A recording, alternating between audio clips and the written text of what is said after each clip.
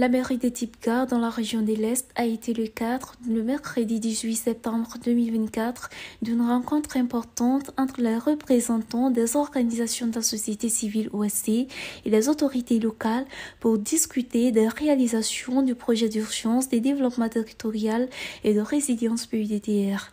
Organisé par le panel de contrôle citoyen en collaboration avec le laboratoire Citoyenneté, cette journée a permis de présenter les résultats de la première phase de collecte des données effectuée du 1er mars au 14 avril 2024 pour une analyse qualitative des réalisations du projet.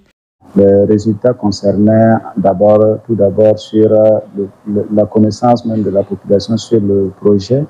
Voilà, si nécessairement la population connaît en tout cas le projet et comment il apprécie en tout cas l'implantation de ces infrastructures-là. Est-ce que en tout cas ça va dans leurs besoins quotidiens?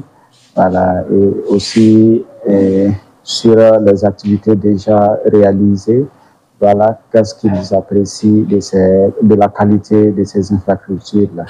Voilà, donc, toutes ces données-là ont permis vraiment d'attirer l'attention sur, en tout cas, les réalisations et ça donne, en tout cas, une bonne image et les conclusions sont positives. L'une des questions qui est le recrutement de la main-d'œuvre locale, par exemple, par les entreprises, dans le cadre des réalisations, on voit quand même qu'il y a plus de 90% qui ont répondu par l'affirmative, que les entreprises quand même ont utilisé la main-d'œuvre locale.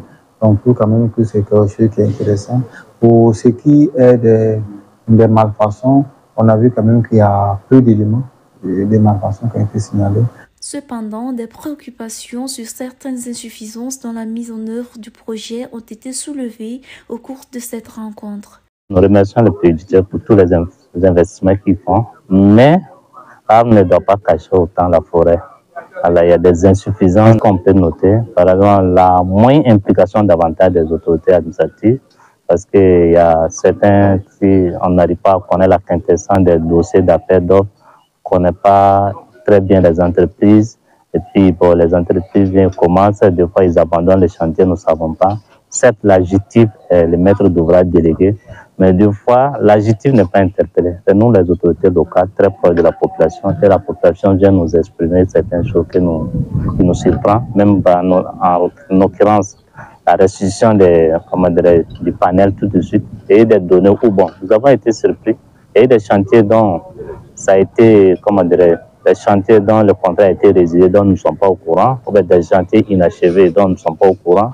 Bon, c'est pour dire que nous invitons davantage le PUDTR à impliquer les autorités locales. Face à ces défis, des recommandations ont été formulées pour renforcer la collaboration entre les parties prenantes.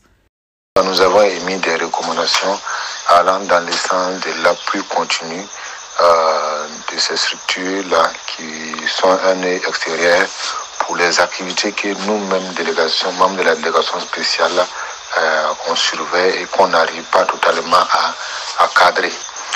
Deuxièmement, nous avons interpellé par rapport à une surveillance beaucoup plus accrue de la population et l'utilisation qu'ils vont faire de ces infrastructures-là. Nous avons pris l'exemple, par exemple, d'une route qui a été faite par les PUDTR, mais que la population elle-même dégrade en y creusant des tranchées pour faire passer l'eau. Voilà, ce qui ne nous arrange pas forcément. Voilà, donc nous avons demandé de faire une sensibilisation allant dans ce sens également. La journée des dialogues a permis de dresser un bilan positif de la réalisation du PUDTR tout en identifiant des points d'amélioration. Les participants ont réitéré l'importance de l'implication des autorités locales et de la population dans la réussite des futurs projets.